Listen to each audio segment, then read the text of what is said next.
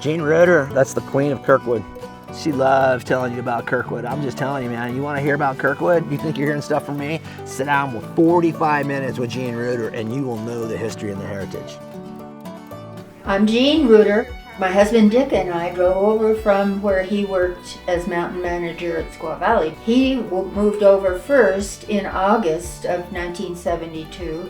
We moved into the Fremont house at Christmas time of 1972. Before we left, we had been sleeping on the floor in the part that was the dining room, and it was so cold that Dick got permission from the owner to cut a little hole in the ceiling, and he got out his camping stove. It's just a little square stove, and we put kindling in it. And we were all in our sleeping bags on the floor around this little stove for a short time. And then the next fall, we found out that Norm Rupp and his wife had almost finished building a log house there on Dangberg, and they offered it to the ski resort to be used for employee housing if it was needed.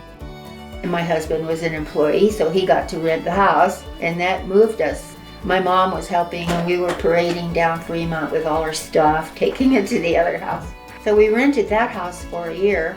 At the end of the first year, we bought it. That's when we started living there. We stayed there for 50 years, well, 49 years, because we had the other year in Fremont. But she literally was the glue to everybody out here, and she was the glue to the Reuter family. She was Dick's support.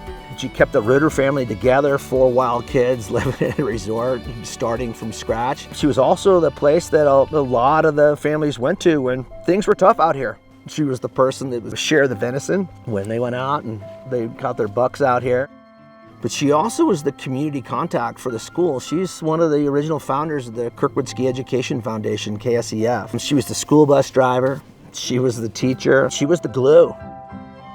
We visited the superintendent in Amador County and asked for help. We wanted some way for the children to be able to go to school. We talked him into providing us with a mobile classroom, and he did. He set up a kind of a trailer thing that was all arranged as a classroom with bathrooms and kitchen sink and so on. It was great. We started out with just 5 children, and very soon more kids came. Some of the employees wanted to have their children go to school there while they came for work. So we ended up with a pretty good number of children there, and they were all different grades. It was all spread out. They worked really well together. It worked out just fine. I made different lesson plans for them, but they also did things together. When we went out to play baseball, the big kids helped the little kids. It took us a while to get used to the really deep snow. We all got cross-country ski equipment from the cross-country center, so we could go out at recess and play with our skis on. We sometimes used our cross-country skis to get down to the mobile classroom. In fact, one day the snow fell so fast while we were in the classroom that it made it impossible for us to open the door. I had actually dug a tunnel by opening one of the windows. We extended it so that whenever I called for a fire drill, the kids would get on their boots and go through the tunnel to get out of the school. But the day that the door was shut, I asked Eric, because he was the oldest there, to push on the door until he could start scooping the snow, put it in the sink, and get the door open for us.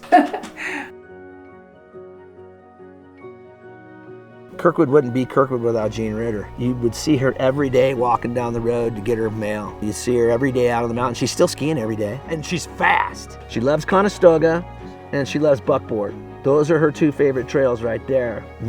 Probably because the route's named after the Reuter family, or Dick Reuter. You'll see her commonly out here riding the route, and I don't imagine this winter's gonna be any different. But when you see her, stop and say hi.